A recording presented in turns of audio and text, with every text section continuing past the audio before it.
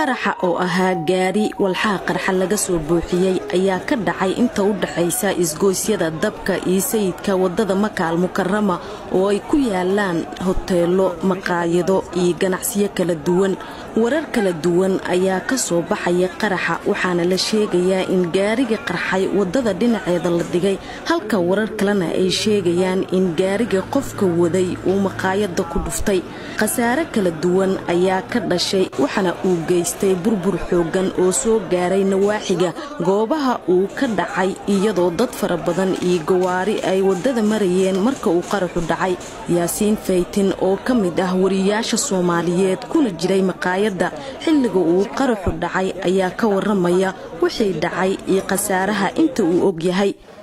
waxaan ka mid ahay saxaafadda waxaan ka qadaynay maqaaxida xilligaas ka bacdi banaankan fariisanay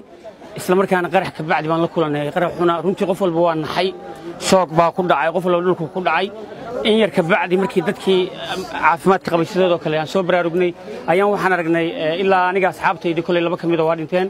shan kale oo dhimashaana waan arkay dhaawac ma sheegi karo ambalaasta markiiba timid oo daldalasay runtiina waxay ahayd dhacdo aad u naxdin badan bay ahayd runtii anigu markaa maqaaxi restaurant ahayd maqaaxida waxa la dhihi jiray Bilsa restaurant ma garanayo kulli meel shacab ay ahayd waa laga qadaynayay si fiican bay u kala socotay dhimashada aniga asxaabtayda laba kamid waa dhimatay shan kamidna waan arkay dhimasho ahaan gacantayda ayaan dadkii wax ka qaaday man kamid aha alxamdulillah dhaawac ma garan karo runtii ambalaasta daldalasay taraahanta yihiin meeshana waxa ahayd meel maqaaxi restaurant ah cunto laga cuno waan ka qadaynay banaankan fariisanay ka bacdi baa qaraxuna la kulmay.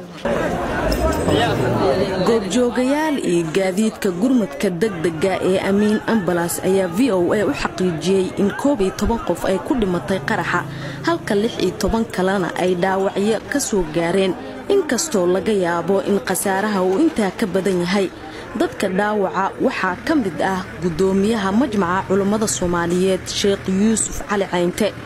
ciidamada amniga ayaa goobta xiray waxaana la arkayay gawaarida gurmadka oo daabulaya dadka ay waxyeelada soo gaartay.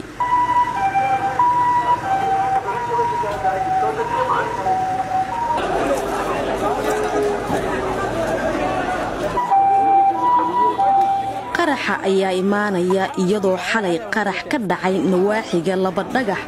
degmada warta nabadda uu ku dhintay hal qof laba kalena ay ku dhaawacmeen halka toddobaadyadii ugu dambeeyay magaalada Muqdisho ay ka dhaceen qaraxyo dhowr ah oo sababay dhimasho iyo dhaawac xilli ciidamada amniga dawladda ay la tacaalayaan amniga magaalada Muqdisho.